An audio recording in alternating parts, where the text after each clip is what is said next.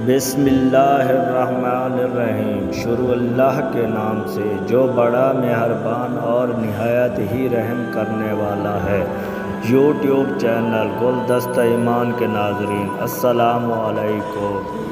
حضور صلی اللہ علیہ وسلم کو دنیا سے نفرت، سید الصابرین خاتم النبیین صلی اللہ علیہ وسلم کا دنیا فانی سے نفرت کرنا اور اس میں دل نہ لگانا تو آپ صلی اللہ علیہ وسلم کے حیات اطہر سے زہر ہے۔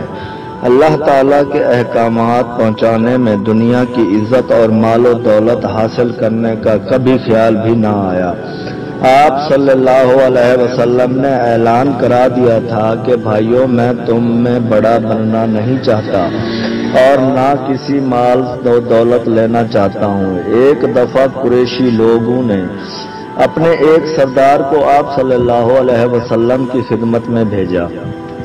اس نے آپ صلی اللہ علیہ وسلم سے کہا، اے بھتیجے، اگر تم نبوت کے دعوے سے مال لینا چاہتے ہو تو ہم تم کو اتنا مال دینے کے تیار ہیں کہ دنیا میں کسی کے پاس نہ ہو، اور اگر عزت اور حکومت چاہتے ہو تو ہم تم کو اپنا بادشاہ بنا لیں گے، اور اگر تم حسین و جمیل لڑکیاں چاہتے ہو تو ہم تم کو لڑکیاں دینے کو تیار ہیں۔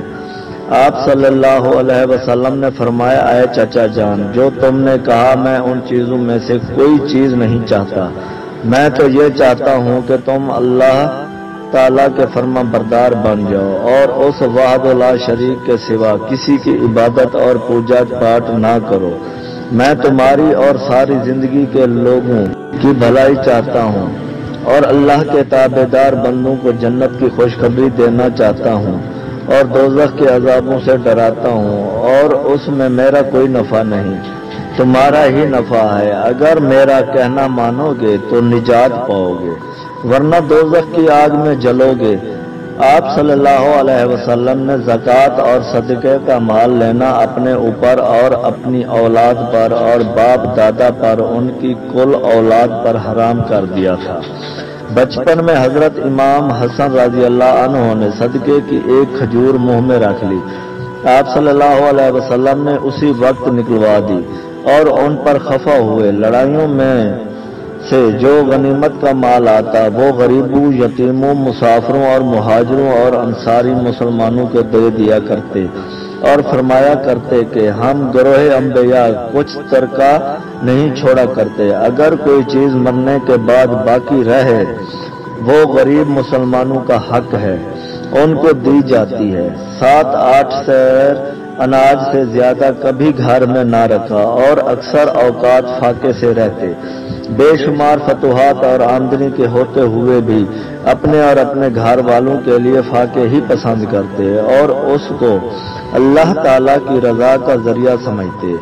ہو سکتا تھا کہ آپ صلی اللہ علیہ وسلم اپنی بیویوں اور بیٹوں کے لیے اچھے اچھے لباس، زیورات، محلات اور کوٹھیاں وغیرہ ساز و سامان بنوا دیتے، لیکن آپ صلی اللہ علیہ وسلم کو دنیا کا ساز و سامان پسند ہی نہیں تھا۔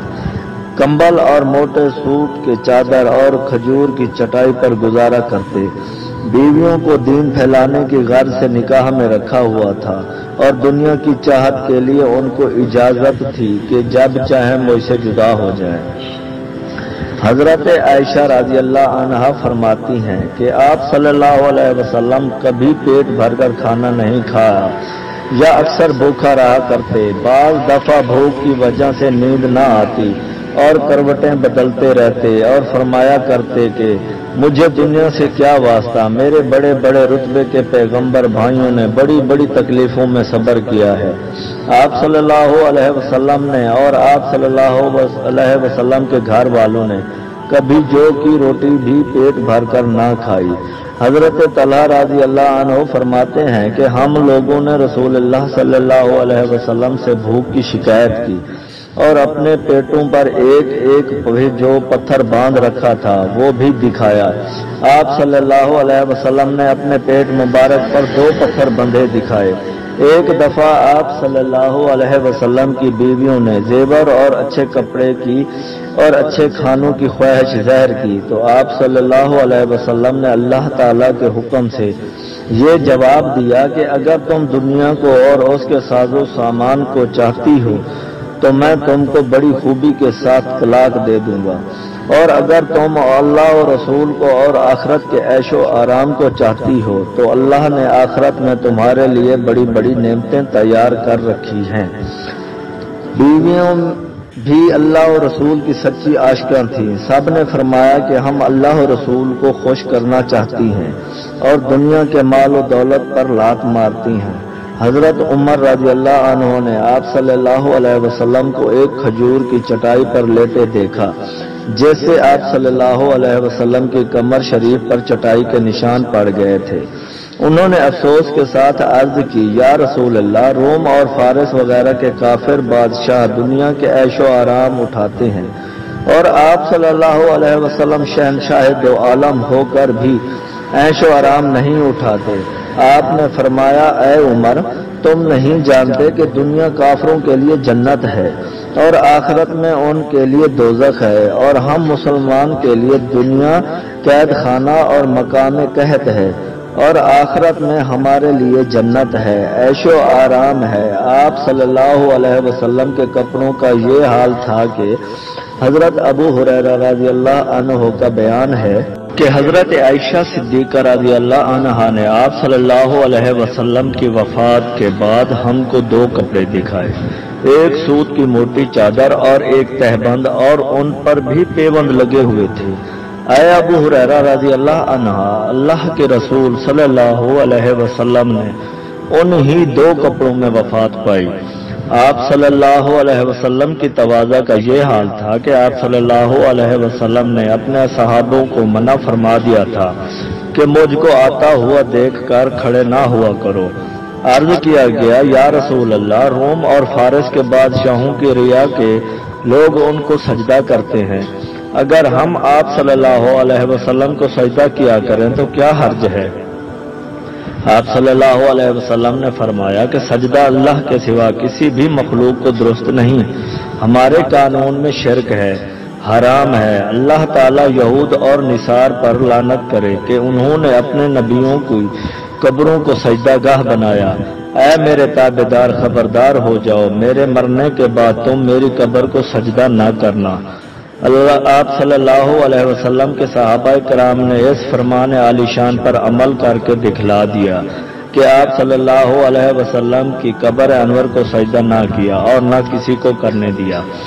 سرکار دو عالم حضور صلی اللہ علیہ وسلم کی سادہ زندگی بھی بے مثال ہے۔ آپ کی بادشاہت دنیا کے بادشاہوں جیسی نہیں تھی۔ دنیا کے بادشاہوں کے کام دنیا میں مزے اڑانے کے لیے اور حکومت کی بڑائی، مال اور دولت کی کمائی حاصل کرنے کے لیے، اور بڑی بڑی آرام گاہیں، محلات اور کوٹھیاں وغیرہ اور بڑا ساز و سامان اور عیش و آرام کے لیے اور دل کی خواہشوں کو پورا کرنے کے لیے ہوتے ہیں، اور آپ صلی اللہ علیہ وسلم کے سب اللہ تعالیٰ کے حکم سے اس کی رضا کے لیے اور ساری دنیا کے لوگوں کی ہدایت کے لیے ہیں۔ تخت حکومت تو بڑی چیز ہے، مگر آپ صلی اللہ علیہ وسلم نے سلطان دو جہاں ہو کر کبھی روئی تک کے بچھونے پر آرام نہ فرمایا۔ عیش و آرام کی زندگی کیسی؟ آپ صلی اللہ علیہ وسلم نے تو ایک روز بھی کبھی پیٹ بھر کر جو کی روٹی بھی نہ کھائی۔ کپڑے صرف ایک کرتا، ایک تہبند یا ایک سوتی چادر یا ایک کمبل، اور ان میں بھی پیوند لگے ہوتے۔ ہم انبیاء علیہ السلام نہ کسی کے مال کے وارث ہیں اور نہ کوئی ہمارے مال کا وارث ہے۔ جو کچھ ہم چھوڑیں وہ غریب مسلمانوں کا حق ہے۔ اپنے گھر والوں کے لیے نہ مال چھوڑا، نہ کوئی محل بنوایا اور نہ کوئی زمین اور جائیداد چھوڑی۔ ہاں، میراث میں اللہ کے احکامات چھوڑے کہ لوگ سیکھیں اور ان پر عمل کریں۔ جوانی کی عمر شریف میں 40 برس کی بیوہ کو کافی سمجھا، جو 15 برس آپ صلی اللہ علیہ وسلم سے عمر میں بڑی تھیں۔ ان کے بعد 50 برس کی عمر گزرنے پر اللہ کے حکم سے چند نکاح اور کیے کہ بیویوں کے ذریعے سے دین کے احکام اور اللہ کی عبادت کے طریقے، پاکی اور ناپاکی کے مسئلے، میاں بیوی اور اولاد وغیرہ کے حقوق کی قاعدے تمام دنیا کے مسلمان عورتوں کو معلوم ہو جائیں۔ یہ سچی بات ہے کہ امت کے لیے ایسا غمخوار اولاد کے لیے ایسا مہربان، بیویوں کے لیے ایسا سر کا تاج، صاحب معراج، اصحاب کرام کو ایسا شفیق استاد، دشمنوں کو ایسا منصف اور نذیر، ملک کو ایسا منتظم، مجرموں کو ایسا رحیم نہ کوئی ملا ہے اور نہ ملے گا۔ اللہ تعالیٰ کے بعد ہر قسم کی بڑائیاں اور خوبیاں آپ صلی اللہ علیہ وسلم ہی کے لیے ہیں۔ میرے آقا آپ صلی اللہ علیہ وسلم کی شان کا کیا ٹھکانہ ہے۔